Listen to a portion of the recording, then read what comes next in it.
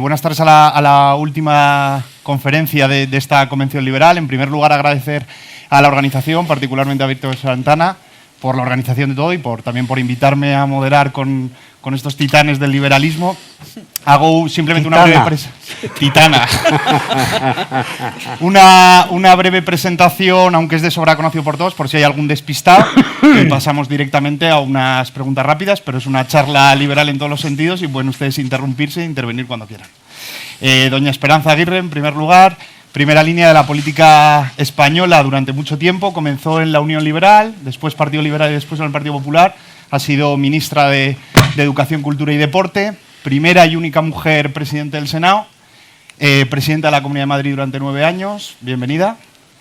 Don Pedro Schwartz, una de las figuras más destacadas del liberalismo en el ámbito académico. También empezó y tuvo una carrera política en la Unión Liberal con un acta de diputado, doctor en Derecho, doctor en Political Science por la London School of Economics y también obtuvo la cátedra de Historia de las Doctrinas Económicas en la Universidad Complutense, que ha ejercido en diversas facultades de toda España.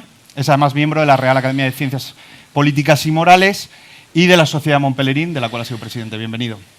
Y además, doctor honoris causa de la Universidad Francisco Marroquín. No, en la que estamos.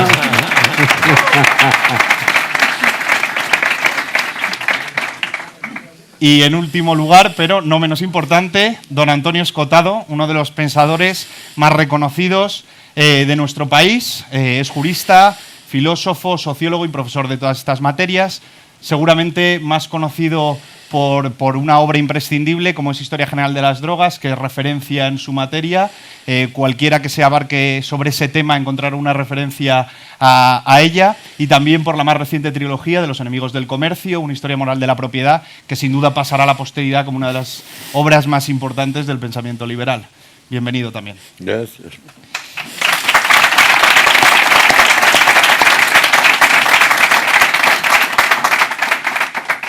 Y bueno, empiezo planteando una primera pregunta para que empecemos a charlar. Normalmente se conceptúa el liberalismo como un marco jurídico-político del que debería un sistema económico en base a una serie de principios básicos de libertad individual, de autonomía de la voluntad, de libre cambio. Sin embargo, estos principios son limitados, no abarcan una filosofía moral completa, no nos indican cómo vivir en cada momento ni qué decisiones tomar, sino solo un marco general en el que convivir, en el que establecer una convivencia pacífica. ¿Tiene esto un déficit estructural respecto de los discursos totalitarios, marxistas, fascistas, socialistas, a la hora de transmitir y a la hora de convencer a la gente de que la defensa de la libertad y la tolerancia es más útil para una sociedad? Gracias a Dios que no nos indican cómo vivir. Vivimos Faltaba más. Libremente. Faltaba más. Pero es más difícil vender, y puede empezar usted, es más difícil de vender frente al que puede prometer lo que no es suyo, frente al que pretende, digamos, dar un modo de vida, pues como lo hace Pablo Iglesias, que va de franciscano y luego ocurre que pasan contradicciones en su vida. ¿Es más difícil transmitir esas ideas? Me parece a mí, siempre lo hemos dicho, que el liberalismo es una ética incompleta, que nos pone un marco, nos dice un marco dentro del cual los individuos podemos elegir. Y ese marco tiene una base, que es la que uso para distinguir a los liberales rosa de los liberales fundamentales, y es la libertad de comercio, el libre mercado. A un liberal se le pregunta, ¿eres partidario del libre mercado?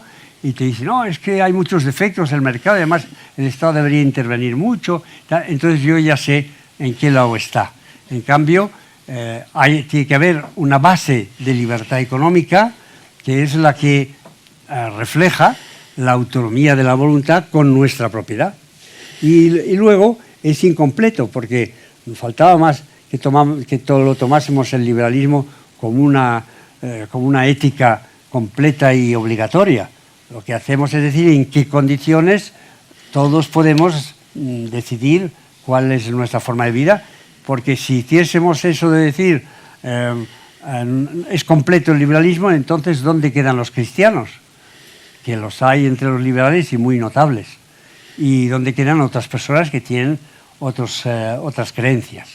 Entonces es esencial decir, el liberalismo es una moral incompleta que debemos completar los individuos. Seguro.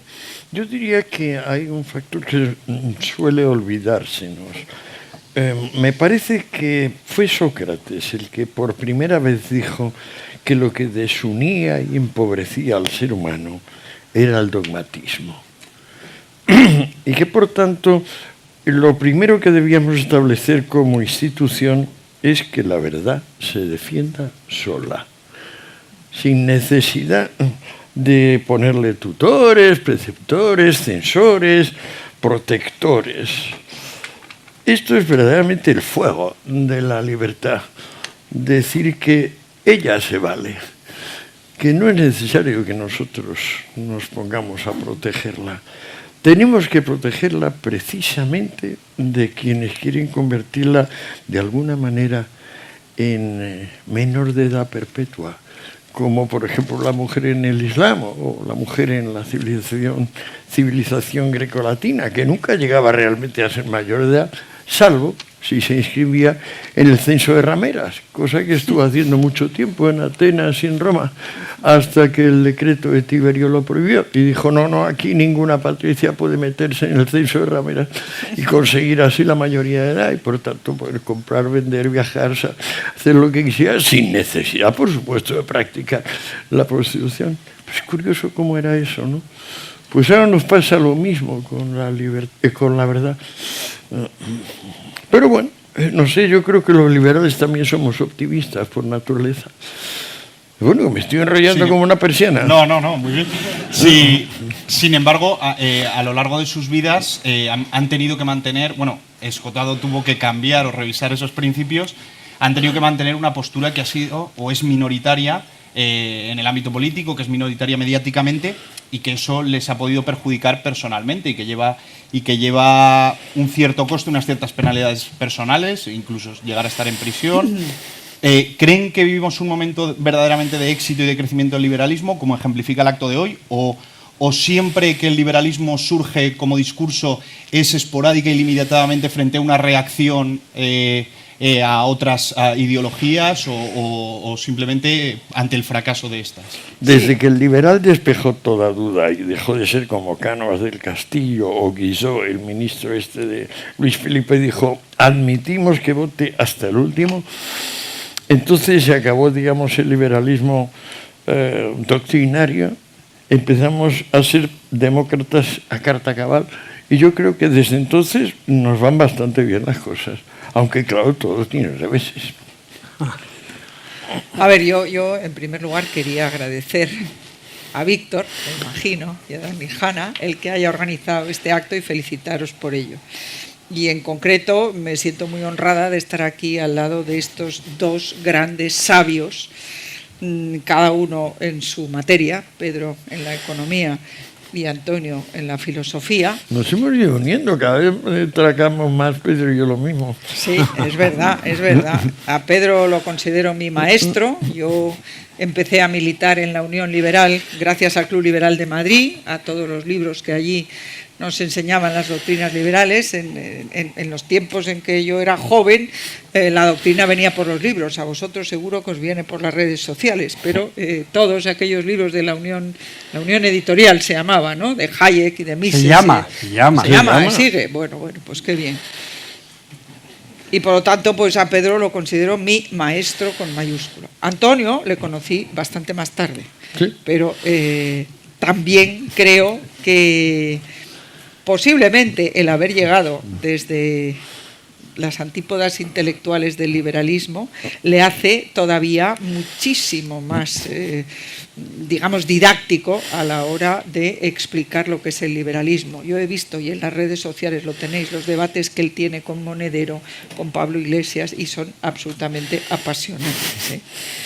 Bueno, sobre lo que has dicho, la pregunta anterior, que no me ha dado tiempo a contestar, yo creo recordar, y quizá textualmente me gustaría, una definición de liberal de Pedro de hace muchos años, que tú decías, ser liberal es una manera de ser, de vivir y de pensar caracterizada por la tolerancia y por la ausencia de dogmatismo. Como tú has hablado del dogmatismo. Y tú decías, pero ser liberal es también saber y conocer las condiciones para la mejor vida en sociedad y tratar de ponerlas en práctica, o algo así. Eso, la primera parte es de Marañón, el doctor Marañón, sí, pero me parece incompleta porque no nos dice nada sobre cómo hacer una sociedad liberal donde la mayor parte de la gente no es muy tolerante y no está muy abierta a nuevas ideas. Exacto. Y sobre la segunda pregunta, decirte que realmente yo, mi experiencia política, puedo decirte que siempre me he presentado como liberal, siempre. Además, he puesto en práctica políticas liberales. El free to choose a mí me ha impresionado siempre. En Madrid, como presidenta, pero claro, como ministra de Educación en España, en la España de las autonomías no se puede hacer nada. Sí que saqué un Real Decreto por el cual se podía elegir libre, se llamaba Real Decreto de libre elección de colegio, y me lo echó atrás el Consejo de Estado, porque dijo que yo no podía legislar sobre eso, siendo ministra. Pero como presidenta de la comunidad autónoma sí que pude establecer la libre elección de médico, de enfermera y de hospital, lo cual fue, si no llegamos a tener mayoría absoluta, bueno, teniéndola, aquello fue una revolución porque les encanta la clientela cautiva, nuestros adversarios socialistas, la libre elección de colegio, la libre elección de horarios comerciales, ¿por qué tengo que ir a comprar? Y es el único sitio de España donde se puede abrir, los comercios pueden abrir cuando quieran. Qué bueno. Y en el momento que quieran. Y algo todavía más importante, creo, que no sé lo que van a tardar en derogarlo estos amigos nuestros, que no haya que tener una licencia para abrir un negocio. Es decir, que valga la declaración responsable del promotor de negocio. Luego, por supuesto, vendrá la inspección y si tú no cumples la ley, pues te lo cerrarán. Pero esto de tener que estar pagando el alquiler del local, la luz, el teléfono, los salarios, esperando a que te den una licencia, bueno, ha dado como resultado que hay muchísimos locales en Madrid que no tienen licencia. Esto suponiendo que no son actividades insalubres o peligrosas, por supuesto. Yo me refiero a abrir una zapatería, porque hay que esperar 2 años a que te digan, sí, ¿por qué te tienen que decir ellos si tú puedes abrir una zapatería? Tú eres un ciudadano que eres consciente de tus derechos, abres y no tienes por qué esperar a otra cosa. Yo la idea liberal que aquí estamos defendiendo sobre bases filosóficas, esa idea liberal, yo suelo defenderla como idea realista. Lo que de verdad está empujando el liberalismo es que los otros sistemas no funcionan. Como si eso importara. El año 89 parecía que el comunismo se había acabado en el mundo entero, civilizado. Hombre, y cada vez tenemos más comunistas. Acuérdate el libro de Marta Harnecker que se llama La izquierda después de Seattle, y lo que hace es decir la pobre Harnecker, que está casada con un subcomandante o comandante cubano de estos de la vieja jornada, y ahora estamos desorientados, como decía el subcomandante Marcos también, y el entonces obispo de Buenos Aires, Papa Francisco, todos ellos estaban desorientados, diciendo, caray, ¿qué hacemos? Y entonces la Harnecker dice, no, tenemos la esperanza de lo que ha sucedido en Seattle. Y en Seattle lo que sucedió es que casi más de 1000 grupos diferentes se manifestaron contra la OMC, ¿no?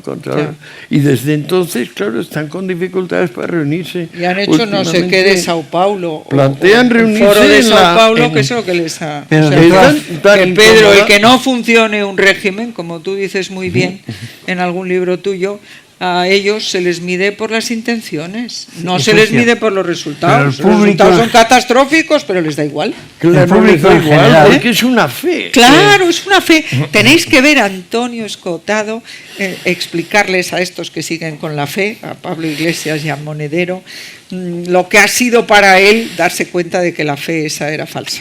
Claro, es que digamos hay algunos que creen que lo bueno es creer sin ver.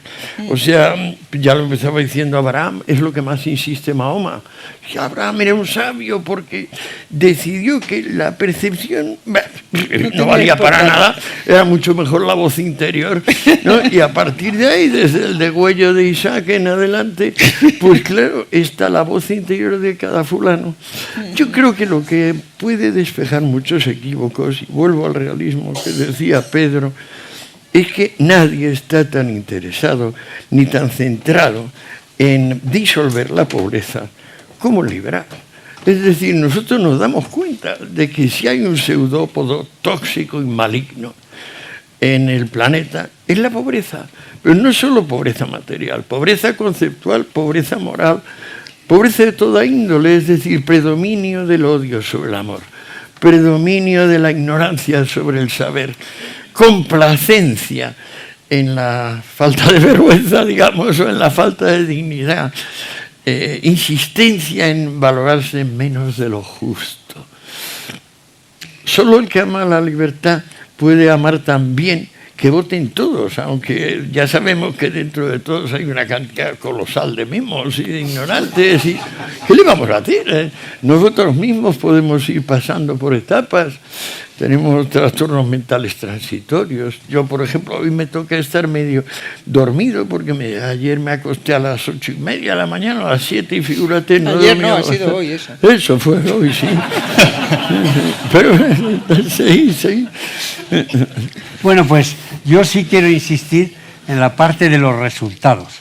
Claro. La seguridad social, bueno, el estado de bienestar no funciona. Es un hecho. Lo más claro... El 90% de los españoles no estarán de acuerdo. No me importa. No, pero sí funciona. Porque es que la realidad no está de acuerdo con ellos. Pero sí Ya. funciona, Pedro. ¿Ves? Perdóname, Mira. bueno, a ver, ahora hablo yo. Está Digo- en ese 10. Digo, no funciona porque, por ejemplo, todo el mundo empieza a saber que el sistema de pensiones que tenemos no es sostenible. Eso sí, eso Eso- lo cree. ¿cómo todo el eso mundo. sí? Eso Eso sí sí. lo cree, pero no la sanidad. Ah, bueno, no, pero la sanidad todavía no, porque todavía está el sistema que implantó Hugh, que era imitado del National Health Service de Inglaterra, está aquí en España todavía en la fase de ascendente. En Inglaterra, aunque es en realidad la religión inglesa, porque ya no creen en Dios, pero creen en el National Health Service. Sin embargo, no hay más que ver lo que hicieron cuando la Olimpiada allí, que lo que sacaron en vez de los bailes regionales es un hospital con una camilla y unos doctores y tal. Bueno, pues ese saben que no está funcionando y toda la discusión es cuánto dinero más hay que darle. Y eso que han intentado reformas. Esa es otra cosa que pronto llegará aquí, que aquí se verá que el sistema, que es bueno porque todavía estamos tirando el dinero, sin embargo hay un momento en que a medida que nos hagamos mayores, que será dentro de 2 o 10 años o así, a medida que nos hagamos mayores, 10 minutos. gastaremos más. Bueno, están pensando en fusilar a los mayores, porque gastan mucho. ¿A partir de qué edad? Ya me toca. Bueno, entonces, esa es la segunda cosa. La tercera, la educación. Todavía están los que somos españoles, patriotas españoles, en que ha pasado algo en la Cataluña por el cual la educación es la que ha creado una visión injusta y, bueno, nazi de lo que es el sistema social. No, si es que la educación funciona mal porque es pública. Y si es pública, el Estado, en ese caso la Generalitat, y aquí el Estado, dice el contenido, más o menos, o lo Ya. dicen las autonomías. Pero fíjate Pero tú, si es que el contenido no lo tiene que decir el Estado. ya, estoy de acuerdo, pero fíjate tú que en Cataluña el 50% de la enseñanza es concertada, es privada concertada. El problema en Cataluña es, y en otras Y en España, regiones toda. españolas y en el conjunto de España hay más libertad y más autonomía en el centro, pero bueno, dentro de tener que seguir los currículos que da el Ministerio. Pero es que en Cataluña, después de que la ley de normalización lingüística de Jordi Pujol dijera que los padres podían elegir el tipo de educación que querían para sus hijos, y la lengua en la que querían que les enseñaran, cuando eso se iba a poner en práctica, la Generalitat sacó un decreto por el cual declaraba que la lengua vehicular de la enseñanza en Cataluña es el catalán. Pero lo que está mal... Y siendo yo ministra, me tuve que tragar eso porque el Tribunal Constitucional dijo que eso era... Pero correcto. siendo eso que está mal, la causa de eso es que los políticos pueden decir que hay que estudiar. De acuerdo. Y nosotros tenemos que ponernos, y además ver las experiencias que hay de enseñanza privada para y por los pobres, para decir, no señor, si el Estado dirige la educación, al final se pondrá al servicio de la política. Ya. Quiera o no quiera la ministra. Pedro, en Inglaterra tú puedes enseñar lo que quieras, pero han puesto unos exámenes, y nos los puso nuestra admirada señora Thatcher, para decir qué niveles son los que hay que alcanzar con 11 años, con 14 o con 16. O sea, y ahí no hay un plan de estudios que sea para ¿Qué todos tiene que igual. decir la señora Thatcher o quien quiera? ¿A qué años tenemos que pasar? Que no, que lo que dice es que hay que garantizar a los ciudadanos una transmisión de conocimientos mínima. Creo yo. Bueno, pero Pero tú esto no nos crees, llevaría pero a otro... no, creo yo que dice eso. Es que tiene, lo dice eso, pero lo que Claro. ocurre es... Pero ¿cómo? ¿cuál es tu modelo de educación en el mundo? Privada y que la gente decida. ¿Pero de qué país? Ah, no, sí, eso sí que Bueno, no me importa hay un todavía. dato muy interesante. No, un momento antes. Vale. Un momento antes. Es que mientras el Estado pueda decir cuál es el contenido de la educación, ¿cómo se llama? No habrá libertad de enseñanza. Pero que Punto. no lo dicen las universidades y son una catástrofe, Pedro. Bueno, algunas son malas y otras no. En Y España son- no hay ni una sola entre las 200 mejores del Pero mundo. sí que hay facultades buenas. Pero el hecho... No, hay escuelas de negocio muy buenas, porque son ¿Las hay? íntegramente privadas. bueno, sí. Hay 4 entre las 10 mejores del mundo, Lo 4 sé, españolas. Lo sé bien, bueno, pues eso es a mi favor. Claro que es a Que tu si son favor. enteramente privadas, a lo mejor resulta sí, y de que puede pago. haber toda una gama de calidades. Pero yo cuando miro al estado de bienestar, que incluye las pensiones, la salud, la educación, eso, alguno no está funcionando y el resto está a punto de no funcionar. La educación no ha funcionado puesto que los catalanes o con quien sea han enseñado lo que les ha dado la gana y no ha habido nada que hacer contra ellos porque ellos reciben el dinero y lo pagan. Y lo No, mismo si no pasa les con dejan, las pensiones. no te dejan poner una No, ya escuela no te dejan, ya, solo claro. que enseñe en español, aunque enseñe los currículums de ellos. Ya, no te dejan. Eso es lo que estoy diciendo, que no te dejan. Que si se politiza la educación, pues al final no te dejan. Bueno, ya está, ya he puesto mi... A mí recuerdo el dato curioso, porque además se trasluce de varias intervenciones de Sócrates, que Atenas consiguió el prodigio nunca visto en la antigüedad, nunca, de que todo el mundo estuviera alfabetizado y no había una escuela pública, ni una dracma puesto en enseñanza pública. Sin embargo, toda la población estaba alfabetizada. Yo lo atribuyo a una densidad excepcional del tejido económico. ¿Del tejido? Del tejido económico. O sea, debido a que Atenas, con los misterios eleusinos, con haber construido la Acrópolis, con los juegos, con todas aquellas actividades teatrales y de festivales, atraía una gran cantidad de turistas. Entonces la gente, aparte de tener su parcela arrendada o no, vivir en la ciudad de su negocio, que había bastantes, luego tenía alquiler de pisos, calculando los turistas. Aparte, por supuesto, como gestionaban su propia democracia, ellos tenían los sueldos correspondientes, todos los cargos eran irreelegibles, salvo los militares, los generales, los estrategoi, y entonces, digamos, había tal cantidad de fuentes de ingreso, tal espesor de las actividades lucrativas, que la consecuencia de eso es que no hay un analfabeto. El capitalismo ayuda también para la educación. Y en Esparta no había educación No, libre. Esparta Bueno, es una aldea donde vas ahora y dices, pero aquí qué hubo, no queda nada. Vas al Museo de Esparta y encuentras unos muñequitos ridículos como infantiles y los comparas con la grandiosidad de Atenas.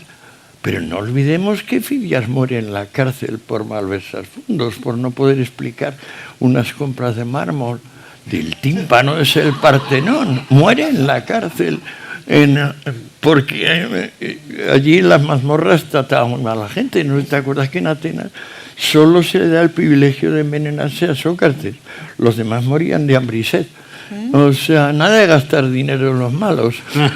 Te portabas mal, ahí quédate un rato, venimos Pero dentro lo que de una voy, semana, lo que nos seguro defiende, quieres quedar, quédate ¿verdad? muerto. lo que nos defiende de verdad es lo que ocurre en la práctica. Claro. Y eso que está ocurriendo en la práctica es lo que está verdaderamente empujando el liberalismo, porque es que las otras formas no funcionan. El Estado crece, y ahora el nuevo gobierno está pensando en llegar a un 47%, han dicho, de tamaño del Estado respecto del PIB, etcétera. Al final, cuando me dices, tú eres liberal, no, yo soy realista. Claro que sí. Es que lo tuyo no funciona.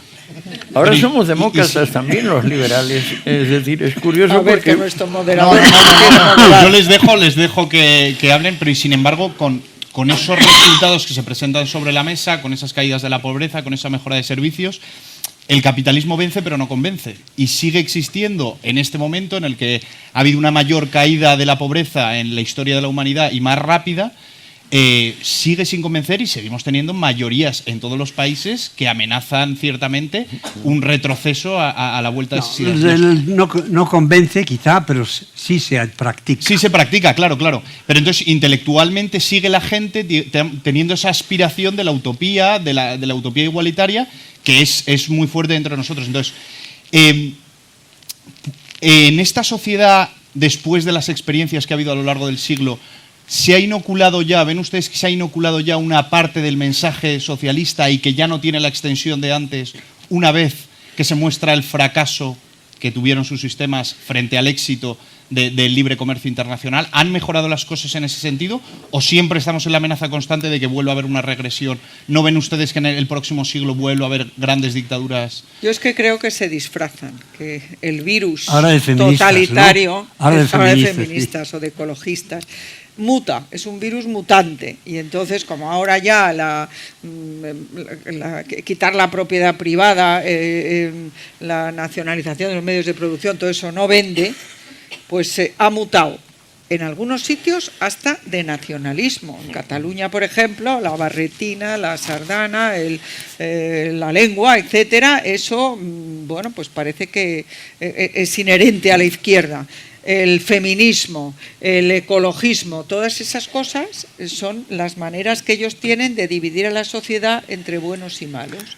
Y luego, en relación a la pobreza, a mí me da la impresión de que, por ejemplo, los regímenes como el de Venezuela no tienen el menor interés en que desaparezca la pobreza. No. O sea, los liberales yo creo que nos caracterizamos por luchar contra la pobreza, como ha dicho muy bien Antonio, y no contra la desigualdad. La desigualdad, ¿qué queremos de la desigualdad? ¿Que todo el mundo baje? ¿O que tenemos el mismo número de zapatos, el mismo tamaño de la ya, nariz? Yo soy de una familia de 8 hermanos, del mismo padre y la misma madre, y no nos parecemos nada, ninguno. Entonces, la desigualdad no es un problema, nadie ha muerto de desigualdad, la gente muere de las mazmorras. Al contrario, de la desigualdad surge la corriente eléctrica, si no hubiera habría de potencial.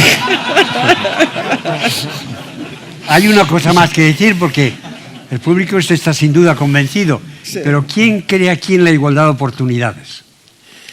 Yo creía hasta que tú me llevaste a mi sitio. Es así, que nadie cree en la igualdad de oportunidades, sino en la libertad de oportunidades. Bueno, pues eso es muy difícil de transmitir, pero habrá que decirlo. Y parece ser, recuerdo a Mario Vargas Llosa enfrentarse conmigo y decir, no, la igualdad de oportunidades es muy importante porque no se desperdicia ningún talento. Bueno, eso es para otro día, pero el hecho es que hay todavía mucho que hacer en el campo intelectual, pero más que hacer en el campo de señalar con cifras lo que no funciona. Y eso, ahí está... Pero explica por qué no crees en la igualdad de oportunidades. Pues porque la igualdad de oportunidades, ¿cuántas veces? Yo quiero que me pongan en igualdad de oportunidades con Escotado, que es un hombre feliz y rico, y inmediatamente y a lo mejor tiene una casa más grande que yo. Falso. y no creo en la igualdad de oportunidades porque es muy difícil de no convertirla en una igualdad de resultados. ¿Qué pasa con la segunda generación? Todos salimos de una raya, algunos ganan más y salen adelante, y tienen hijos. ¿Qué prohibimos? Prohibimos la herencia para que la nueva generación otra vez salga del mismo paso. Eso decía San Simón, ¿te acuerdas? se ha A mí planteado... me preocupa porque yo le quiero tanto a San Simón, ¿Ah, lo sí? respeto tanto y digo, pero bueno, y aquí se le va la cabeza a este hombre. Y sin embargo, date cuenta que es el mayor visionario, en mi juicio, de la historia de Occidente.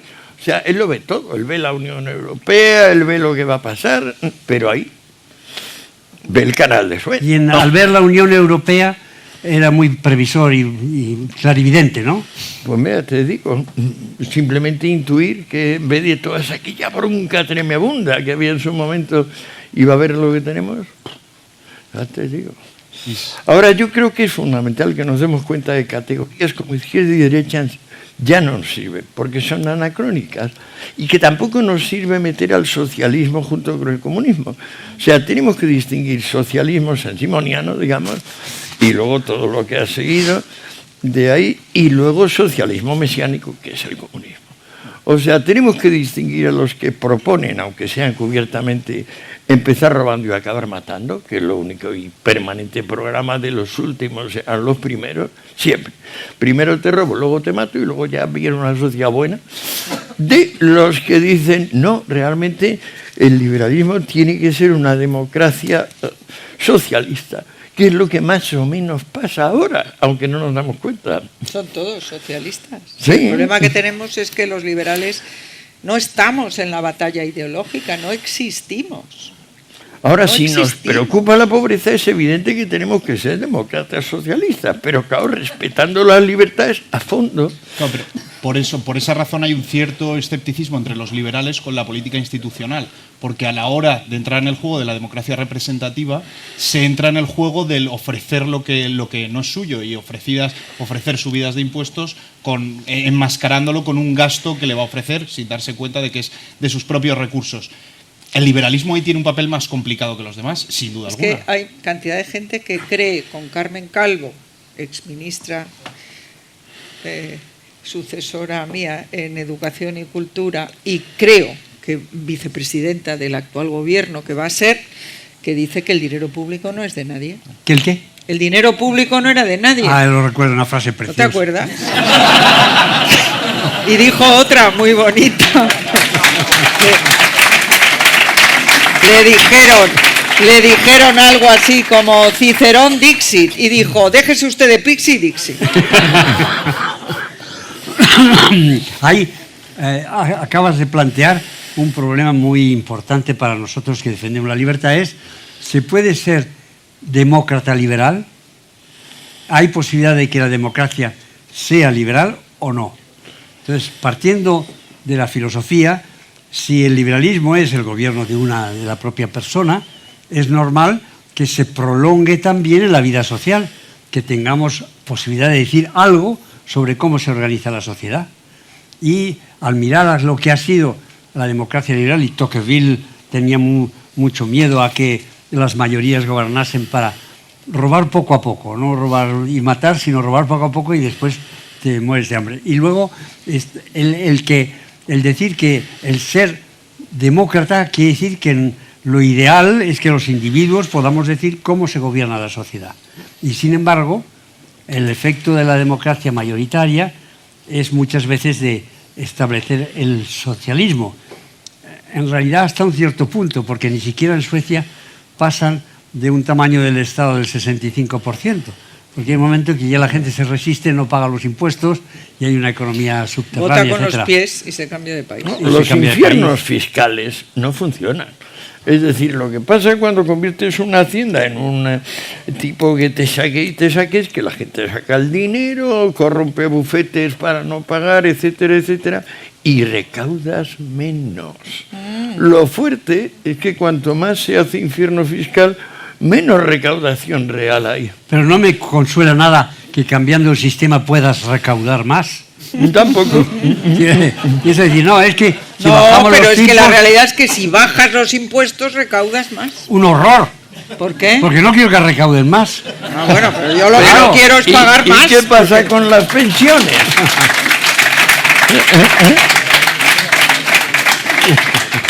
Lo digo Claro, porque claro. ¿Cómo nos pagarían las pensiones? ¿Cómo nos pagan las pensiones? pensiones si no serían recaudamos privadas. más? Sí, pero si de momento son públicas, Pedro. Sí, Esas- bueno, pero, esas no Pedro, valen es para que hay nada. que ser ¿Y la realista. tuya qué? Poco a poco. ¿Eh? Poco a poco. Tú dices que eres realista. Los tres que estamos aquí somos pensionistas. soy pensionista. La verdad es que no me llega muy lejos, pero A mí tampoco, pero...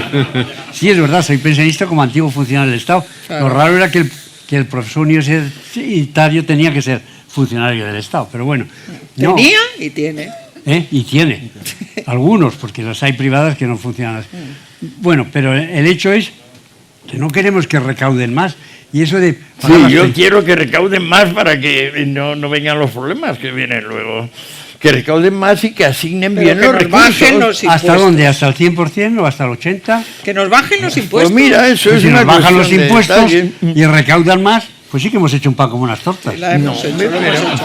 Que paguen la deuda, que la encontraron en el 40% Claro. y la van a dejar, ¿Qué y la quieres? dejan en el 100%. No, que del suba PIB. la prima de riesgo. Si es que, mira, desde que se inventó el papel moneda, se puede realmente prestar lo no ahorrado. Ya lo decía Henry Thornton, ¿te acuerdas? En la gran Prestar lo no Inquiry. ahorrado, que no te oiga el O sea, profesor que tú Huerta de puedas Soto. prestar lo que no Ludwig. tienes, eso viene con el papel Y Formis se moneda. lo decía también. Sí. Sí, sí. Entonces, claro, de esa confianza ha venido finalmente el teléfono móvil que todo el mundo lleva puesto y que tiene el saber absoluto mundial. Lo que pasa es que no se dan cuenta muchas de las personas. Yo no tengo móvil, pero fuera de eso tengo mi ordenata Así que ese y es el trabajo, mío. trabajo sin parar en el ordenata desde que me despierto hasta que me acuesto. Pero el que tiene esto, tiene el nous poieticos de Aristóteles entero. O sea, todo lo que quieras saber está ahí. Nunca había habido nada. Pues bueno, ¿de dónde viene que haya esto? De esa tremenda capacidad de prestar lo no ahorrado, de ese margen de discrecionalidad absoluto, que creo ya no estar con el metálico. O sea, Ahí no hay estar un con el oro y la espectador que plata. dice que no está de No acuerdo. estoy nada de No, sí, acuerdo, sí, nada sí. de acuerdo. Pero yo no estoy hablando tema de la que sea reserva bueno, fraccionaria vamos a- bueno No, o ellos malo. creen Digo como Huerta que de Soto, de ese ¿no? tremendo No. despilfarro que se ha creado con el papel moneda, de alguna manera ha venido el salto tecnológico. No, que no, nos no. El separa. salto tecnológico ha venido de alguien que lo ha inventado. La Un idea tío. de que el consumo es el que hace el crecimiento económico es un error. Yo El creo que crecimiento ahí- económico viene del ahorro y de la inversión, no Claro del que consumo. sí. No del consumo. Ya, pero tú fíjate, por ejemplo, yo que sé, Steve Jobs, el dinero que de repente a él se le da cientos de millones y a otros le miran para darle 1000.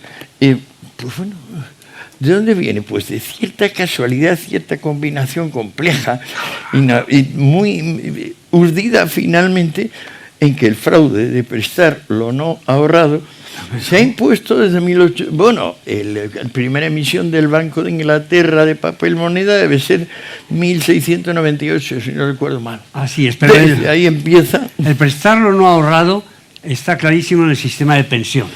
Por ejemplo. Que las pensiones hoy día se pagan una parte con lo que los jóvenes en el trabajo se les quita para poder pagar a los que están jubilados y con deuda. Entonces, ese sí que es un sistema, pero el sistema de los ordenadores, los teléfonos móviles, ese no tiene por qué. Conquista el espacio. Y conquista el espacio, ahora se está privatizando. ¿Ah, sí? Sí, sí, precisamente el Trump quiere hacer un cambio fiscal para permitir o para animar la conquista del espacio antes de que lo conquiste China. Eso es lo que he leído en el periódico ayer. Pero no, todo eso sí que está en el ahorro y en las ideas, no en el dinero. A mí hay instituciones públicas que me parecen muy bien. O sea, lo privado me parece mucho más generador de iniciativa y de idea original, pero eso no me hace descartar todo el sector público. O sea, lo que me asusta es el maximalismo en general. Lo que me asusta finalmente es el dualismo. Entonces veo que la realidad va ganando, pillando de los dos lados en cada caso, ¿no? El individuo es insustituible, pero no somos más que ladrillitos en el muro interminable del tiempo. Y las instituciones En cambio, qué sé, por ejemplo, ahora se me ocurre de buenas la primera, la Guardia Civil. Mira que eran brutos. Yo cuando era melenudo les temía a muerte, porque nos daban caña sin parar, bastaba vernos a distancia y venían a pedirnos la documentación y a fastidiarnos. A veces perder el pelo es bueno, ¿no? Tanto. Pues por eso te digo, y sin embargo, cuando Ahumada le pone en los estatutos aquello, el honor es la divisa de la Guardia Civil, si se pierde, no se recobra jamás. Ese de no se recobra jamás ha hecho de ese cuerpo un cuerpo mucho más limpio que todos los demás, donde las faltas se perdonan, se olvidan, etcétera, etcétera. Y así le ha pasado a otras instituciones. A mí me gustaría volver a la pregunta tuya, que es cómo es posible que el liberalismo, que también ha funcionado y que si lo midiéramos por los resultados sería la idea que tendría todo el mundo de la organización de la cosa pública, pues resulta que no. Y mi teoría es que las soluciones de la izquierda son mucho más fáciles y mucho más sencillas de esta mañana de que penetren. Sí, porque ellos dicen, bueno, en una de esas tenemos ahora a Trump, que yo no estoy segura de que lo crea, pero dice, como lo bueno para un país es exportar y no importar, tenemos que empezar a poner aranceles porque si nos vienen todos los bienes producidos en China mucho más baratos que lo producimos aquí, la gente se irá al paro. ¿Y cuánto paro tienen? ¿Cuánto paro tienen? No, pues estoy de acuerdo contigo. 3,9. Totalmente. Sí, es de risa. Pero que la primera idea Colbert, que se te ocurre... Es que redescubre a Colbert, que era un señor de finales del 17, lo redescubre Trump. Yo esta mañana he dicho, y lo creo, mercantilismo. Que Trump en el fondo no cree tanto en el proteccionismo como en amenazar con el proteccionismo. Claro. De hecho, ya les ha dicho a los chinos que si se portan bien. Que va a quitar los impuestos que tiene él para los productos chinos, y los chinos entonces han dicho que sí, que quitarían. Fíjate qué cantidad de efectivo de liquidez en dólares tienen los chinos. Yo no me quiero ni imaginar, trillones, o sea, sí. ¡buf! No, pero que quiero decir que el problema que tenemos con la izquierda es que explicar, por ejemplo, que el repartir lo que hay no sirve para acabar con la pobreza, sino que los países que salen de la miseria a la pobreza, de la pobreza a la dignidad y de la dignidad a la prosperidad, son precisamente aquellos que en lugar de aplicar esos sistemas lo que aplican es el ahorro, el trabajo, la autocrítica, ¿sabes? O sea, pero que es muy difícil. ¿Por qué los países del sudeste asiático, que estaban hace 40 años en la miseria, hoy en día son países con una renta per cápita pues equiparable a la europea? Fíjate, ¿Por Taiwán, qué? por ejemplo. Pues eso, Corea del Sur. Se está creando precisamente ese cierto consenso socialdemócrata por esa tensión entre la realidad que impide que no puedas grabar demasiado, que los países nórdicos tuvieran que echar vuelta atrás respecto de parte de su expansión, y la aspiración de una mayoría de la gente a que se le garantice a ese deseo de seguridad. ¿Se está creando ese consenso porque es una consecuencia de la realidad y de las aspiraciones? Yo creo que sí, yo creo que el mundo es socialdemócrata, quiera que no.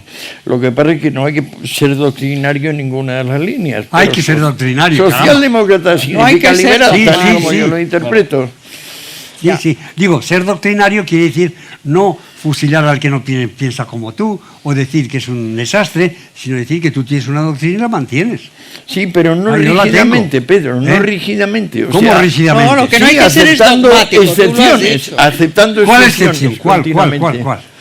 Por ejemplo, lo de que lo privado tiene más fertilidad que lo público, pero eso no quiere decir que lo público aquí y allá pues se mantenga con bastante dignidad en ciertos casos. Sí, pero normalmente esas instituciones emergen de la sociedad, algunas veces están decididas por el gobierno, pero otras emergen sin pensarlo.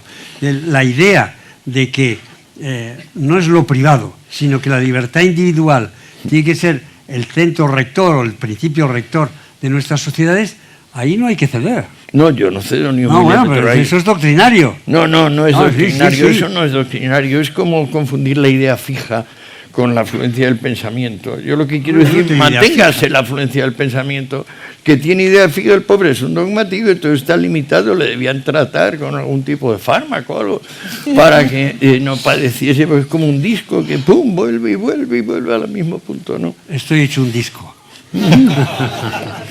Que no te pongas así paranoide. Nos vamos a ir quedando sin tiempo y antes de pasar a las preguntas, quiero hacer una pregunta sobre un tema más concreto, aunque no tiene mucho que ver con lo que hemos tratado, pero que particularmente por tener a don Antonio aquí, sobre lo que creen ustedes que va a pasar en el futuro con el tema que no se habla en prensa, pero es el tema de las drogas. No se habla tanto como se debería, pero que es un tema principal en la mayoría de países, pero que está, digamos, limitado en lo mediático que es cuando no hay violencia, como ocurre en España.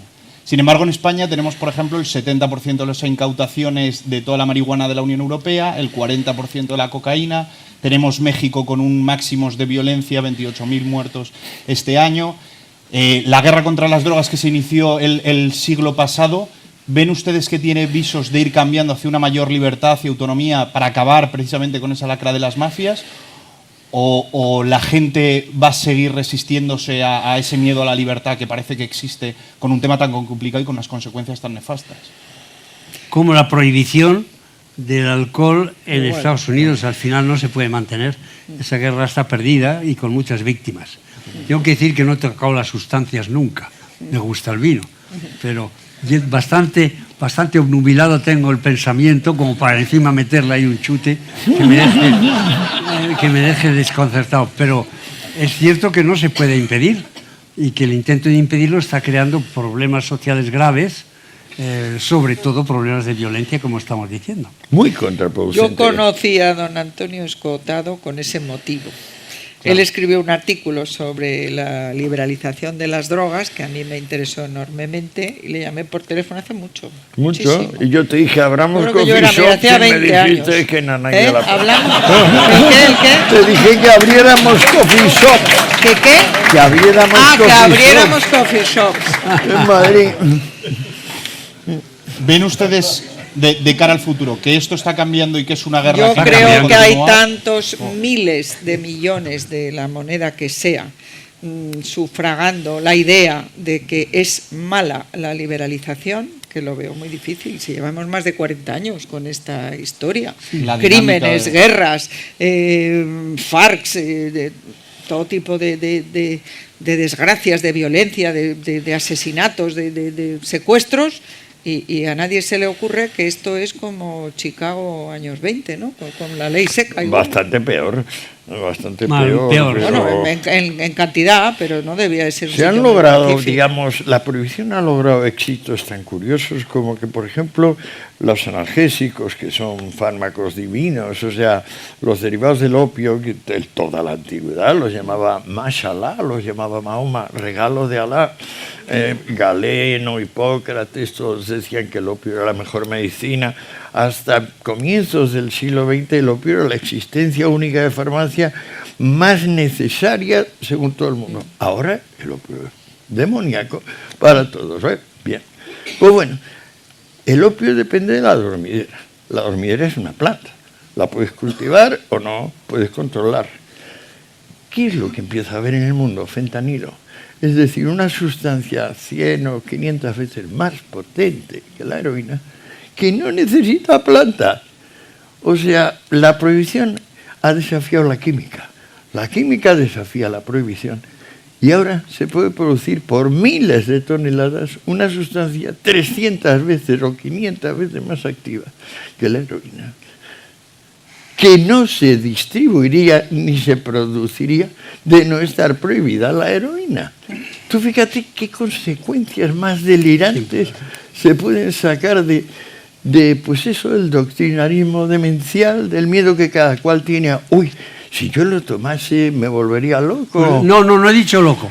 Que mi mente sería mucho más algodonosa.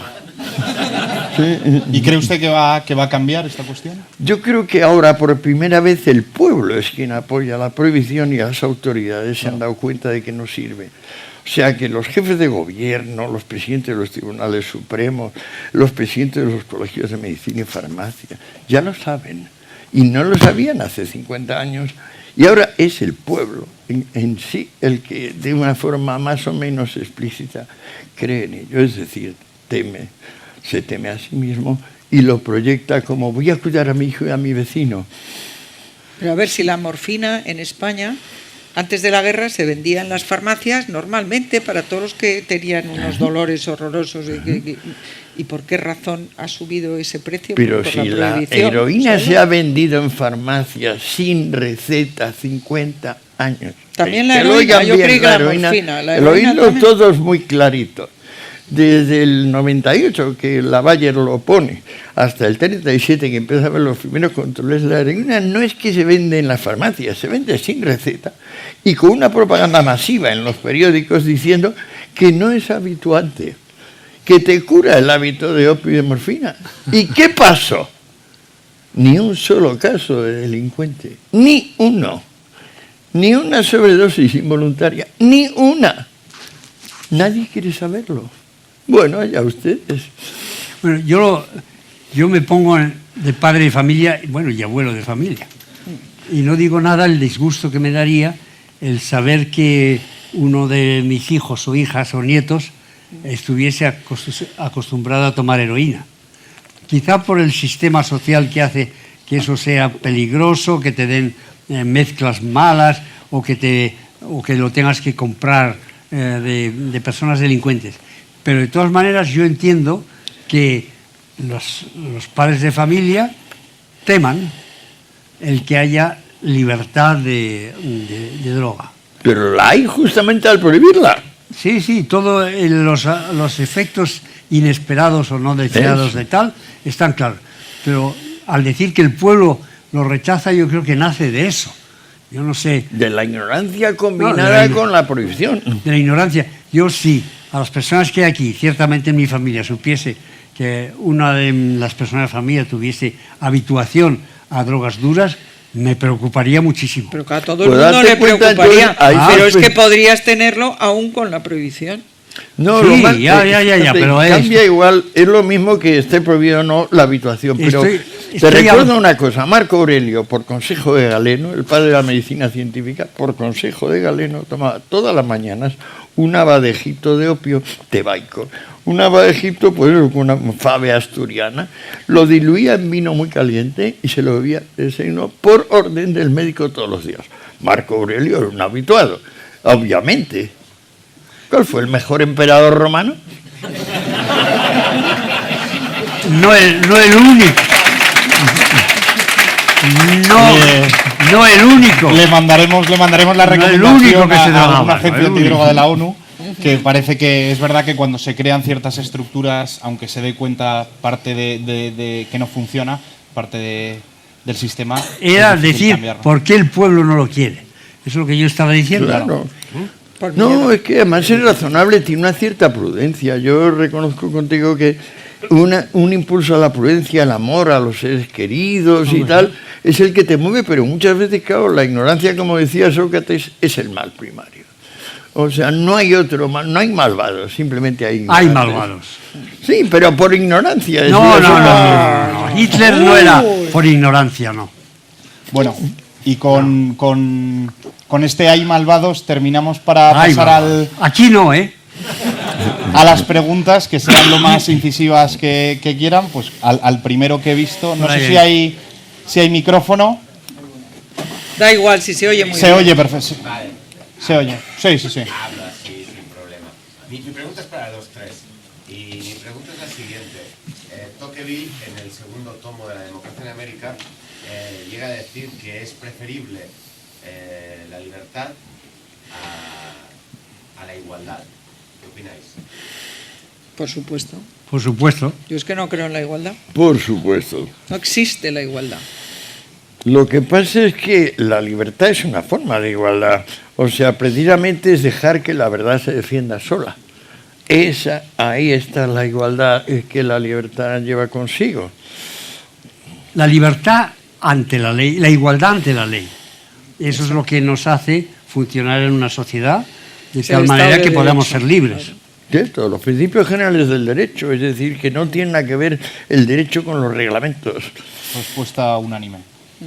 Sí, Sí, yo quería tener dos preguntas. Una para Pedro, que nos explicase, últimamente lo he leído, hay un problema con el liberalismo que ha llegado a que haya grupos liberales que sean antidemócratas y otros como él que sean pro-democracia. Y para Esperanza Aguirre me gustaría que nos recordase un momento en el que yo cambié mi impresión sobre ella, es cuando lloró en el Congreso. Bueno, pues hablo de los liberales que son... ¿Qué es lo que te han preguntado? Tú sigue hablando. Hay liberales, en efecto, que no son demócratas en este sentido. Por ejemplo, algunos de los que proponen el anarcocapitalismo, les suelo decir yo que yo no viviría bajo su mando, por mucho dinero que tuvieran, y no me estoy refiriendo a nadie. Luego, después los hay monárquicos en el sentido de que el monarca es dueño de su país y lo gobierna, y como es dueño de su país, lo hará lo mejor para su país. Yo le podía presentar algunos reyes de la Casa de Austria. El que fue el mejor fue Carlos II, que no gobernaba y cortó la inflación. Yo creo que al final, ¿por qué el que nosotros seamos dueños de nuestra soberanía, soberanos de nosotros, no podamos nosotros decir algo sobre la forma de gobernarnos? La democracia se aprende y se mejora, sobre todo si comparamos a Suiza con otros países que han ido aprendiendo la democracia. Era un país pobrísimo y al final pues se gobiernan de forma bastante aceptable, no perfecta, pero bastante aceptable. Eso se aprende. No hay más que mirar con todo lo que nos pasa aquí en España, que esto no es Venezuela. No sé si lo será, pero que esto no es Venezuela. Y por eso, como la democracia se aprende y es el corolario lógico de la soberanía sobre nosotros, se puede hablar del contrato social, pues entonces no puedo yo cortarme la parte política de mi libertad. Bueno, la pregunta no me ha preguntado a mí, bueno, ha declarado que cambió su opinión sobre mí cuando...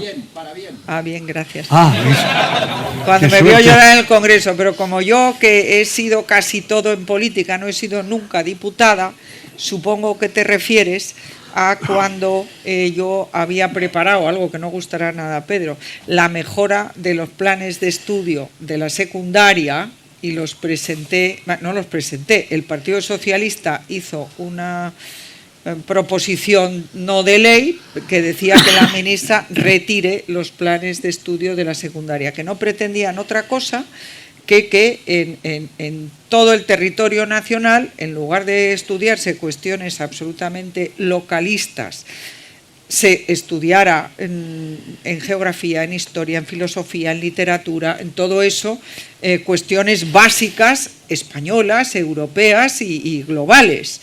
Lo mismo, ¿por qué tenemos que estudiar en Madrid? No me meto ya con Cataluña, los afluentes del Manzanares y no sabemos lo que es el Ebro o el Támesis o no sé, o el Ganges. Pues yo pensaba que había que hacer unos planes en que los niños pudieran aprender en cualquiera de los sitios de España que estudiasen algo más global.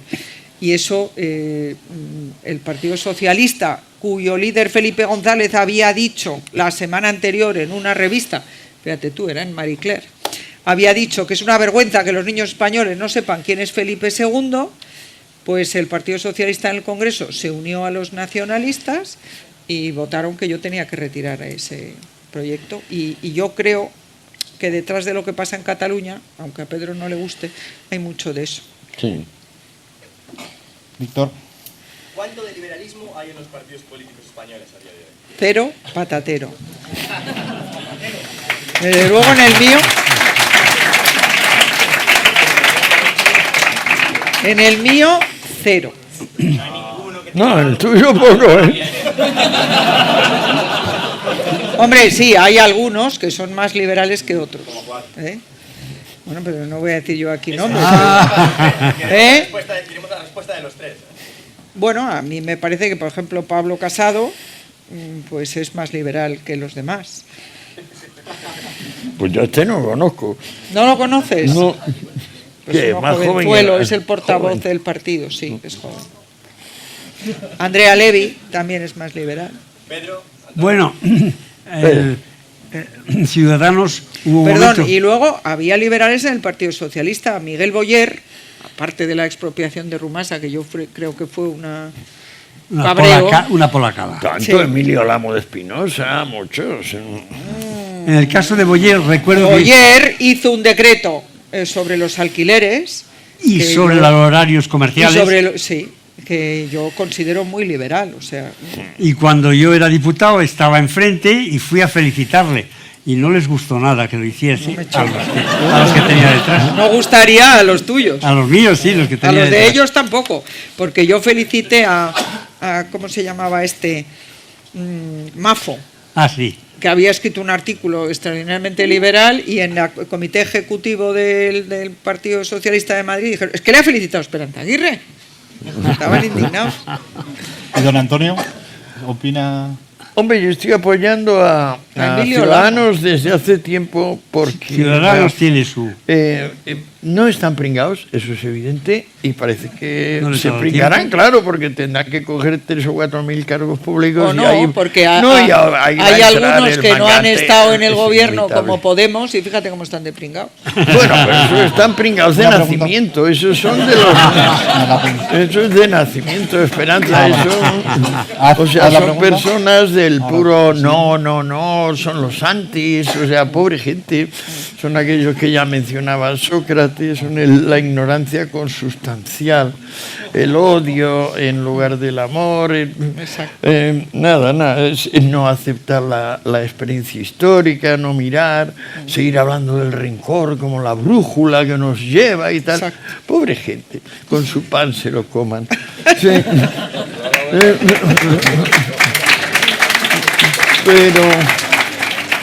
Pero de Ciudadanos me resulta respetable, principalmente porque no está pringado, es decir, es un mero hecho, ni siquiera es una norma, es un mero hecho.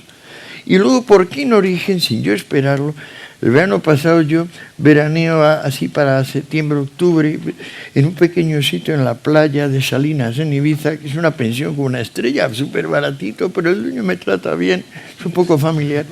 Y de repente un día a las 2 de la tarde, sin conocerle yo, aparece Rivera y se está conmigo hablando hasta las 10, se pilla el avión y se va para otra vez de vuelta a Barcelona, que es donde estaba. ¿Qué vino a preguntarme? Que cómo conciliábamos socialismo y liberalismo. Y estuvimos hablando 8 horas de eso. Entonces pensé que era un hombre de buena voluntad. Bueno, ya han cambiado Se han la quitado doctrina. socialdemócratas y se han puesto liberales. O sea, que algo le influiste. Ahora yo insistí mucho en que, bueno, el libro de Bernstein, o sea, la línea esta del socialismo alemán, o sea, la que yo les pedí, y que, bueno, que eso había que de alguna manera revitalizarlo, que evitar el dogmatismo en general, aumentar la flexibilidad al máximo, y tampoco pedir más de lo que podemos. Somos muy limitados los seres humanos. O sea, con un poquito de progreso ya vale. O sea, con no estropearlo más de lo estropeado que va. Lo menos hay 4 preguntas ahí. Sí. A ver, la mía es para los tres, aunque supongo que Esperanza será la que mejor me pueda contestar. Y es... Más fuerte porque no lo oyen atrás. Mi pregunta es para los tres, aunque supongo que Esperanza será la que mejor me pueda contestar. Y es si el PP que se creó en el 92, con la refundación de todos los partidos, muere en el Congreso de Valencia cuando dice Rajoy los liberales al Partido Liberal y los conservadores al Partido Conservador. Fue en el 90 cuando se hizo la refundación y bueno, entonces se pusieron al día todos aquellos programas del partido sobre todas las cuestiones y desde el 90 hasta hoy el partido no ha revisado sus puntos de vista sobre nada en absoluto, pero ni sobre la defensa nacional, la justicia, no, es que no lo ha revisado. Inmovilismo puro y duro. Puro y duro. Desgraciadamente, oye, y culpable yo, igual que los demás. Yo revisé Tú mi muchísimo programa. menos que ninguno Bueno, muchas de tu gracias. partido. Bueno, Javier. Yo quería hacer una pregunta a Pedro y a Antonio sobre una cosa que has dicho tú, Pedro, durante el debate, y es que me ha preocupado un poco, y es que tendrías miedo de que tus hijos, tus nietos, cayeran enganchados en algún tipo de droga. Entonces la pregunta es, ¿Es frente al miedo cuando los liberales dejamos de creer en la autogestión del individuo y en la autonomía del individuo? Es una pura inclinación paternal. Es decir, no, si tú quieres, pues te cambias de sexo. ¿Qué le vamos a hacer? Si me permitís. Ya estás yendo a lo político. O te tatúas. ¿Qué le vamos a hacer? Te pones un piercing. Un piercing y tal, yo no voy a decir nada, el piercing es menos grave. Depende de dónde te lo pongas.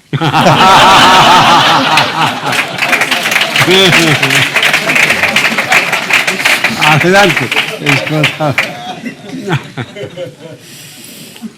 Bueno, pues, siguiente pregunta. Primero, muchísimas gracias. Hacía tiempo que no lo pasaba tan bien escuchando a personas tan brillantes aquí. Tengo una pregunta.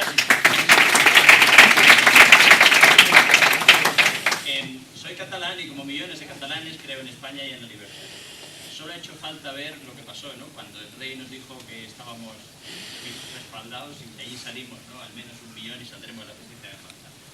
Con lo que han visto ustedes, con la experiencia que tienen, con los líos que tenemos en mi tierra, desde la perspectiva liberal, ¿qué hacemos en Cataluña? Aceptar que no hay solución. Siempre la hay. Por eso no, pero ya lo decía Ortega en aquel discurso interminable del 34. Vamos capeando el asunto, pero el fondo, que es que habrá unas X, yo diría que por lo menos un 20-15% de paleto irreductible. ¿Quieres decir algo? Porque yo... ¿Quieres decir algo sobre esto? Sí, luego, pero tú dilo. Dentro de lo que es nuestra naturaleza humana hay una inclinación hacia la tribu. Acaba de sacar Mario Vargas Llosa un libro, La llamada de la tribu, y es un libro que a mí me ha parecido magnífico, interesante. a mí también. Sí, he hecho una crítica en los lunes de actualidad económica, hay cosas en las que no estoy totalmente de acuerdo, pero sí es verdad que la inclinación de volver a la tribu y de sentirse recogido, una especie respaldado por una gran familia política, pues es algo que a mucha gente le tienta. A los que estamos aquí los tres nos pondríamos bastante nerviosos de que se intentara, pero sí es así. Entonces, una de nuestras luchas es de tipo intelectual, no solo de intentar escribir la historia de manera, como digo, en la medida que cada uno lo vea más acorde con los hechos, pero también el decir que vamos hacia la sociedad abierta o a una sociedad grande, y que esa sociedad abierta, y lo decía el propio Karl Popper, es una sociedad en la que hay mucho anonimato y que estás comprando cosas que se han hecho en China, nunca pensarás qué cara tiene la persona que lo hizo. Y el anonimato de los negocios, que funcionan con unas reglas muy estrictas. Entonces, a veces nos sentimos desamparados en una sociedad que es objetiva y que no hay más que ver lo que hacen los sindicatos cuando están en una empresa pública, que es emplear a toda su familia en la empresa pública, porque lo que les gusta es estar rodeados de su propia tribu. Y por eso creo que hay un gran... Y por algo más también. Y por algo más también, sí, pero... Porque eso... es el único sitio donde pueden hacerlo. Sí, en la empresa pública. Pero la idea es que tenemos que hacer un trabajo intelectual. Un trabajo intelectual de explicar cómo es este mundo abierto, este mundo globalizado que se dice, y qué costes tiene y qué ventajas tiene. La ventaja principal que ha tenido el comercio internacional es que el número de pobres con $2,25 reales por cabeza per cápita y al día, que en 1970 eran 44%, ahora es 14%. Bueno, pues claro, protestas si te están quitando el trabajo del acero, ¿no? Pero hay que poder conseguir y decir que estas son las ventajas de este sistema tan frío y objetivo, pero tan bueno para la humanidad. Cierto, cierto. Es que tú ves que Marx, el pobre hombre, como no concibe la diferencia entre complejo y simple, insiste desde el principio en que todo tiene que ser voluntad consciente. ¿Te acuerdas? No podemos dejarnos gobernar por la economía. Gobernaremos la economía. Y tú dices, pero tú no te das cuenta que esto equivale a un derrame cerebral masivo y que lo que has hecho es que donde utilizabas 67 billones de células, ahora van a intervenir 14 desinformados como tú, con la idea esta de que el valor lo fijan las horas de trabajo. O sea, esta tontería tan tremenda de olvidar lo que el espíritu tiene de objetividad, de anonimato, de invisibilidad, de actuar cuando todos estamos durmiendo. O sea, es de darnos cuenta de que lo que llamamos espíritu, alma, sustancia, pensamiento, inteligencia, deidad, todo eso, bueno, no está ahí para esperarnos a nosotros, con nombres y apellidos. Cuando viene un tontaina a decir que gobernemos una monstruosidad, como es pues, siquiera el mercado del algodón, no te hablo ya de todos, solamente el del algodón diariamente. ¿Usted cómo puede estar tan despistado? O sea, ¿cómo puede usted vivir en una realidad tan profunda y compleja y no darse cuenta? Cree que esto es un asunto como si usted tuviera una hoja y una tijera y usted corta por aquí, por allá y hace un dibujito. A ver, yo creo que quería que le contestáramos al tema de Cataluña. De Cataluña. Ah, sí. Mi punto de vista. Sí, es que tengo también ahora un segundo. Sí. No, yo quería decir que dentro de, en fin, lo mal que lo están pasando los catalanes que se sienten españoles, que no dejan de ser el 53% de los catalanes, como mínimo. El Parlamento catalán es otra cosa porque hay una ley electoral que falsea el resultado, puesto que el voto en Barcelona vale 4 veces menos que los votos de Gerona y de Lérida. Con todo lo mal que lo están pasando, yo estuve en Barcelona el 8 de octubre y la manifestación estaba por casualidad, no es que fuera eso. Aquellas banderas españolas en una manifestación que empezaba a las 12 y desde las 9 de la mañana que nosotros salimos, todas las motos, los coches, la gente andando, las bicis, todos con banderas, mis amigos catalanes lloraban porque no lo habían visto nunca en su vida. Entonces, yo creo que los que se sienten españoles, de alguna manera, sintieron que había mucha gente como ellos. Yo, personalmente, que felicité a Mariano cuando puso en vigor el artículo 155, estoy muy defraudada por lo que ha pasado con ese 155. A mí me parece que no se podía consentir, pues esos profesores que han humillado a los hijos de los guardias civiles diciéndoles que sus padres habían... No se puede consentir cuando el conseller de Educación es el ministro. No haber por lo menos suspendido empleo y sueldo estos, esperando a que el juez diga algo. No sé, como eso, muchísimas cosas. Pero bueno, el 155 se ha aplicado y Pedro Sánchez, yo creo que va a tener muy difícil explicar, si Mariano hubiera dimitido y en vez de haberse hecho esta toma de posesión esta mañana, hubiera llamado al rey a consultas y hubiéramos tenido 2 o 3 meses, aunque le hubieran nominado a él, hubiera tenido que explicar qué les había dado a los del PNV para que le votaran, qué le había dado a los de la Esquerra, al PDeCAT, a los otros, a los de Bildu, etcétera. Pero bueno, tal y como está la cosa, y sabiendo que el Partido Socialista ya una vez echó a Pedro Sánchez cuando quería hacer esto, pues yo pienso que se tentará la ropa, incluso que a lo mejor si tiene que aplicar el 155 lo hará, porque parece ser que la toma de posesión de esta mañana de los consellers del señor Torra ha sido una... payasada. Exacto, muy bien, buena palabra. No, yo estoy con este señor y la verdad es que la próxima vez que hay una manifestación a Barcelona no me va a coger por casualidad, me iré a Barcelona. Muy bien, muy bien.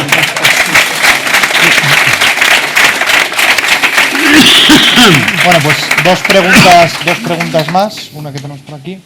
Antes Esperanza Aguirre ha hecho mención a determinados aspectos determinadas políticas que lleva a cabo al frente de la Comunidad de Madrid en su trayectoria política y quería preguntarle respecto a la liberalización de los horarios comerciales, ¿no cree que igual haya podido afectar a los pequeños y medianos empresarios debiendo de trabajar muchas más horas para poder competir con las grandes superficies? Y pregunto, y si no fuera así, explíquenmelo. Y luego, en una pregunta muy breve. Explicarételo. Y en segundo lugar, ¿cómo se garantiza una cobertura sanitaria y una educación a toda la sociedad con independencia de su clase socioeconómica? Carajo, qué pregunta. A ver, empiezo por la segunda. Los liberales creemos que todo el mundo tiene derecho a una educación y a una sanidad, independientemente de su situación económica. Entonces, para todos aquellos que por la razón que sea no pueden pagárselo, creemos en eso que llamaba Goldsmith, la red de salvamento, que son como unas muletas, tiene que ser temporal, lo que no puede ser es poner a la gente en la beneficencia para toda la vida. Entonces, a mí me parece que eso es así. Me gustaría que la gente pudiera optar entre un sistema sanitario público o privado, y si opta por el privado, que pudiera desgravarse, como ocurría antes, y esto lo ha quitado el PP. Y lo mismo respecto a la educación. Si tú optas por un sistema educativo que no gasta del Estado, te lo tendrías que desgravar en la declaración de la renta. Yo es que creo en la libertad de elegir por encima de todo. Y la primera pregunta que me has hecho, ¿cuál era? Los horarios comerciales. Bueno, esto en Madrid se ha demostrado que se han creado muchísimos más empleos en el pequeño comercio, porque no le estamos obligando al señor que tiene una tiendecita a abrir los lunes de 8 a 12, que no tiene a nadie, ¿no? Abre cuando le da la gana. No, está recortando el monopolio, es decir, está recortando la posibilidad de que los pequeños se alíen, como acuerda, esto sí que lo sabrá Pedro, como se aliaron los gremios contra el gran comercio, digamos, por los Medici, los Fugger, los Belser, y los gremios de comerciantes dicen, no, aquí los precios, las importaciones, todo es cosa mía, yo mando. Y acabaron perdiendo, Smith, ¿no? Que si se reunían unos cuantos comerciantes, siempre lo harían en la contra costa del público. Consumidores. Pero es verdad que en Madrid han aumentado mucho el número de pequeñas empresas, lo que pasa de pequeñas tiendas, pero no hay más que pasearse por Madrid para ver cómo han cambiado.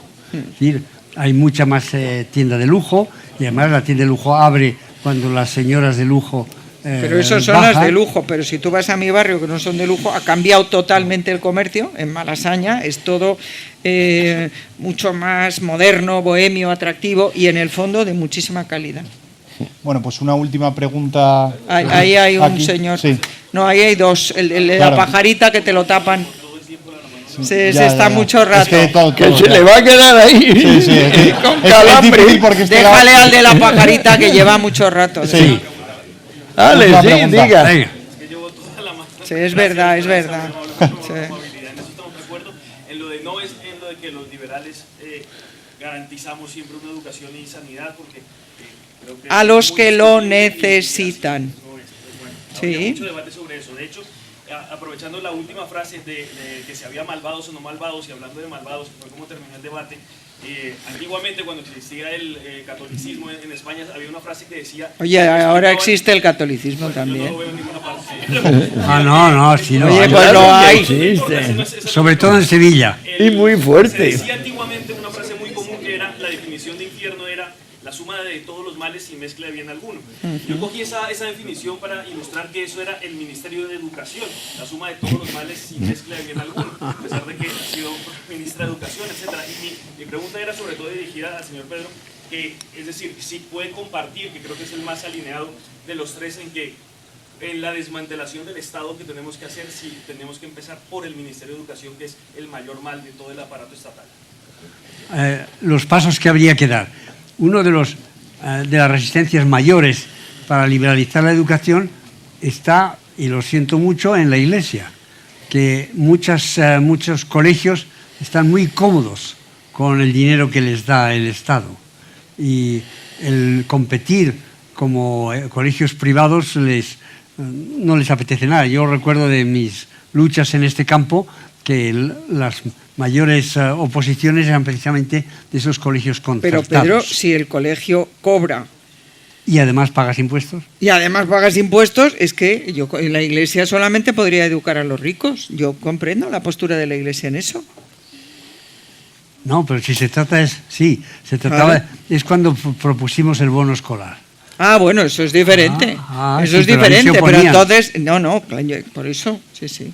Se oponían a eso. Entonces hay que mantener el Ministerio de Educación. No, lo que... Hombre, el de educación, claro que sí, el de cultura es el que ya... Ha habido muchas experiencias de educación privada para los pobres.